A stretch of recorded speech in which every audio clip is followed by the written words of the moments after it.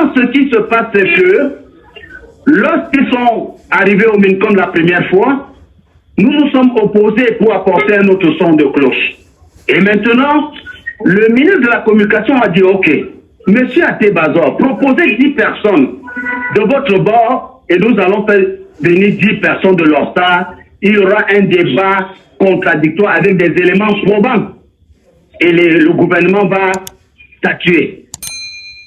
Monsieur Atebazor a proposé les 10 personnes qui devaient représenter son bord. L'équipe de l'ORSA a proposé les 10 personnes qui devaient représenter son bord. Et le ministre de la Communication, porte-parole du gouvernement, a donné le rendez-vous pour le 3 septembre. Alors, comment comprendre qu'avant le 3 septembre, M. Atebazor et sa bande ont encore ramassé les badauds pour semer le trouble à l'ordre public au MINCOM sans autorisation. Et c'est en ce moment que le MINCOM leur a dit clairement que le rendez-vous ici, c'est le 3 septembre. Mais il faut que je dise à vos auditeurs de la capitale économique qui sont allés trop loin, ils sont allés porter le patriarche Henri Njor sur son lit d'hôpital pour amener au MINCOM. Et quand le ministre de la Communication a reçu le patriarche Henri Njor, il lui a demandé, patriarche, qu'est-ce qui se passe? Henri Njor a dit, on est venu me porter sur mon lit de maladie, on m'a dit que le ministre va me recevoir, je ne sais même pas ce qui se passe ici. Donc regardez comment les gens utilisent la détresse, l'état de maladie des gens pour des intérêts égocentriques. Maintenant, le 3 septembre, où tous les bords étaient attendus, l'équipe Atebazor et sa bande ont fait la politique de la chaise de pied. Ils ne sont pas venus et nous avons exposé les preuves gravissimes des manœuvres dolosives. Et le gouvernement a pris acte et aujourd'hui a décidé que l'argent des arriérés, 850 millions de francs, doit aller au compte des arriérés dédiés à cet effet pour permettre que les artistes qui ont eu des œuvres qui ont été exploitées pendant la période indiquée puissent bénéficier de leurs droits. Alors, et tout à l'heure, dans votre exposé, vous avez parlé de la SONACAM qui ne serait pas concernée par ces droits qui sont reversés aujourd'hui par la CATV. On aimerait bien comprendre pourquoi la SONACAM ne devrait pas également bénéficier de cet argent que la CATV va reverser dans quelques jours seulement aux artistes. D'accord, c'est une très bonne question parce que à un moment donné, il faut mieux permettre aux auditeurs de comprendre.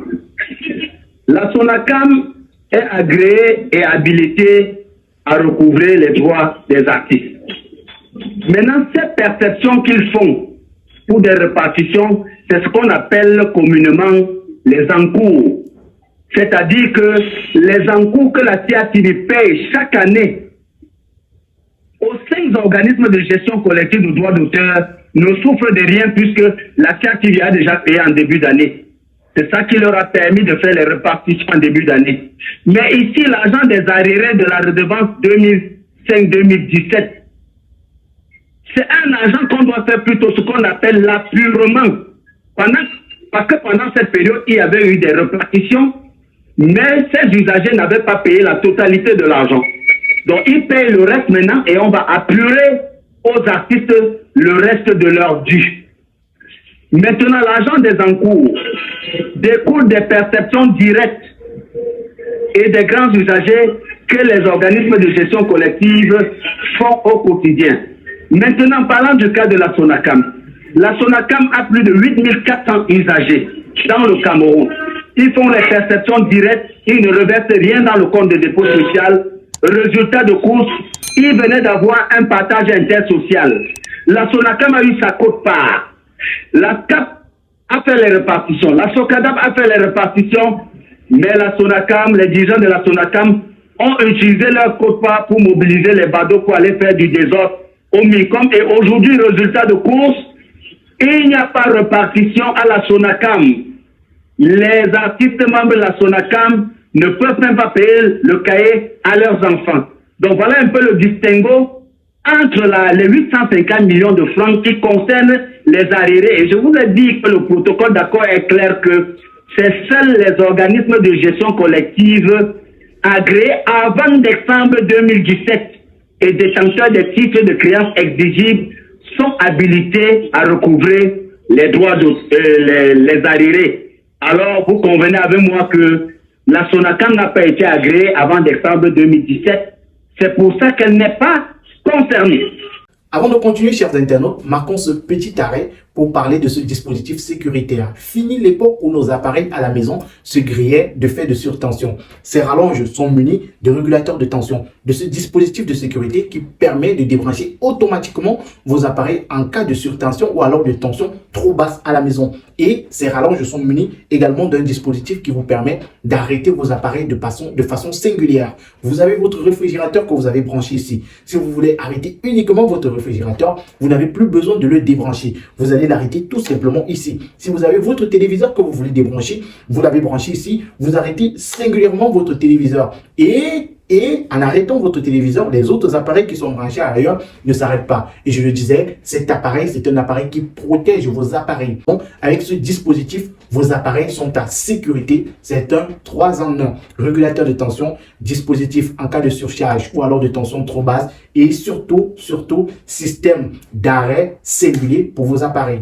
Contactez dès maintenant le numéro de téléphone qui est présent tout juste au bas de cet écran et arrachez-vous ce dispositif au prix promo de 6 500 francs CFA seulement. Et aujourd'hui, on a le ministre de la Communication qui est au milieu de cette affaire. C'est quoi la décision du ministre de la Communication et le directeur général de la je vous ai pas bien pigé. Oui, je voulais savoir, c'est quoi les décisions qui sont prises aujourd'hui par le ministre de la Communication et le directeur général de la CRTV? Je disais ceci. Le DG de la CRTV est dans ce dossier parce que c'est lui l'usager. C'est lui le responsable de la CRTV qui est l'usager, qui doit 850 millions des arriérés. Rien à voir avec les encours que la CRTV paye chaque année aux organismes de gestion collective aux droits d'auteur et des droits voisins. Un. Et deux, le ministre de la Communication est dans ce dossier, pas en tant que ministre de la Communication, mais en tant que PCA de la CRTV. Et un PCA de la CRTV, ça veut dire facture de plus de 500 millions de francs, il faut son visa. Et lorsqu'il met son visa, il s'assure que l'argent va au lieu indiqué, sinon il répondra. Donc voilà un peu les deux questions. Le ministre de la Communication n'intervient pas en tant que ministre de la Communication, mais en tant que PCA de l'usager CRTV. J'espère que c'est bien clair. Ouais, c'est suffisamment clair pour tous ceux qui nous regardent. Donc, l'information, c'est que dans les prochains jours, la Cameroun Radio Television va reverser cet argent-là, soit 850 millions, à la société, voilà, à qui cet argent revient de droit. Oui, ils vont reverser dans le compte des arriérés ouvert et dédié à cet effet. Je vais vous rappeler que le comité de recouvrement, c'est dans ce compte que les brasseries avaient payé sans problème, que la SNH a payé, que PMUC a payé, que plusieurs usagers ont payé et qui avaient fait l'objet de plusieurs apurements. Donc aujourd'hui, la CRTV va simplement s'acquitter de cet argent dans le compte des arriérés qui a été ouvert pour les arriérés. Merci à vous, Ledo Marcelin, de nous avoir accordé... Mais j'avais quelque chose à dire, si je peux chuter sans me casser le bras. Oui. Il venait d'avoir assemblée générale à la SONACAM il y a quelques mois. Et lors de cette assemblée générale, le commissaire au compte de la SONACAM lui-même a dit qu'il n'a pas certifié de compte de la SONACAM en 2023. C'est-à-dire un commissaire au compte qui répond de l'Assemblée générale, lorsqu'il dit qu'une société n'a pas certifié de compte en 2023, il le dit en 2024, c'est extrêmement grave. Ça veut dire que la SONACAM fonctionne comme une épicerie. Il allait plus loin. Il a certifié plutôt les comptes de 2022. Et dans les comptes de 2022, il a décrié le fait que la SONACAM a un endettement de plus de 153 millions de francs. C'est-à-dire les artistes ne gagnent rien, on ne leur donne rien pratiquement, mais la SONACAM a un endettement de plus de 153 millions de francs. Ils ont dit que la SONACAM a un déficit dans son fonds social, un déficit dans son fonds social de plus de 53 millions, sans compter des énormes irrégularités. Vous comprenez que les artistes sont dans la merde parce qu'avec cette équipe de Atebazo à la Sonacam, c'est le déluge. C'est du jamais vu depuis l'histoire du droit d'auteur. Du jamais vu. Un PCA qui vient semer la haine, faire de la manipulation, opposer les artistes et vouloir détourner la destination d'un argent dont il n'est pas concerné. Merci à vous. Vraiment incroyable. Le Doux Marcelin, à très bientôt. Merci. Alors, dans les prochaines heures également, on aura un membre de la Sonacam qui lui également va nous donner sa version sur cette affaire de 850 millions de francs CFA que la CATV va reverser dans les prochains jours aux artistes. Merci à tous d'avoir regardé le contenu. N'hésitez surtout pas à réagir en commentaire, liker la vidéo, partager avec vos proches et si vous êtes nouveau sur la chaîne, abonnez-vous, cliquez sur la cloche de notification. Au revoir.